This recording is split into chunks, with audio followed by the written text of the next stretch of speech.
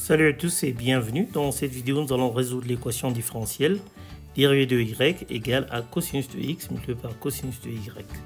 Nous allons noter notre équation par E.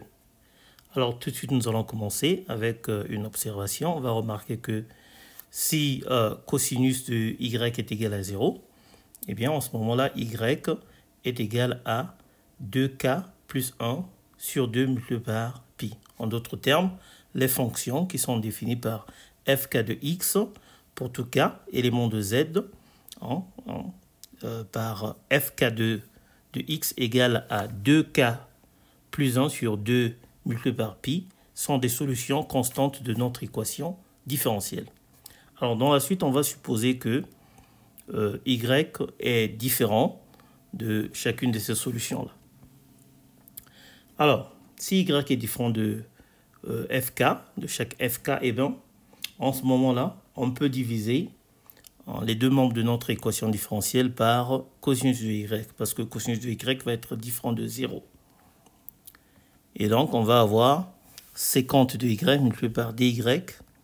Alors, sécante de y dy égale à cosinus de x dx. On va intégrer et on va donc avoir, après intégration, nous savons qu'une primitive de sécante est donnée par ln de sécante plus tangente.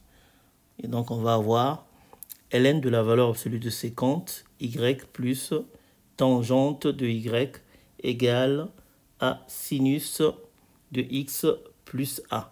Ici, a est une constante. Alors maintenant, on va prendre l'exponentielle de part et d'autre. On va donc avoir sécante de y plus tangente de y égale à plus ou moins exponentielle de a multiplié par exponentielle de sinus de x. Alors maintenant, on veut résoudre cette équation algébrique par rapport à y. Alors pour cela, on va d'abord réécrire sécante de y comme étant 1 sur cosinus et tangente de y comme étant sinus sur cosinus. On va additionner les deux pour se retrouver avec 1 plus sinus de y sur cosinus de y. Maintenant, on va faire un changement de variable. Donc, on va poser que y est égal à pi demi moins z et b est égal à plus ou moins exponentielle de moins a. Alors, donc, notre équation de départ va maintenant se traduire comme étant 1 plus cosinus de z sur sinus de z égale à plus ou moins exponentielle de a multiplié par exponentielle de sinus de x. Alors, on va utiliser quelques identités trigonométriques. 1 plus cosinus de z, c'est simplement 2 cosinus carré de z sur 2. Et sinus de z, c'est 2 sinus de z sur 2 multiplié par cosinus de z sur 2. On va simplifier, on va se retrouver avec cotangente de z sur 2 égale à plus ou moins exponentielle de a multiplié par exponentielle de sinus de x. Alors, si nous renversons, donc si nous prenons l'inverse de chaque membre ici, on va se retrouver avec tangente de z sur 2 égale à plus ou moins exponentielle de moins a multiplié par exponentielle de moins sinus de x. Alors, plus ou moins exponentielle de moins a, c'est ce que nous avons appelé b. Donc, on va simplement remplacer.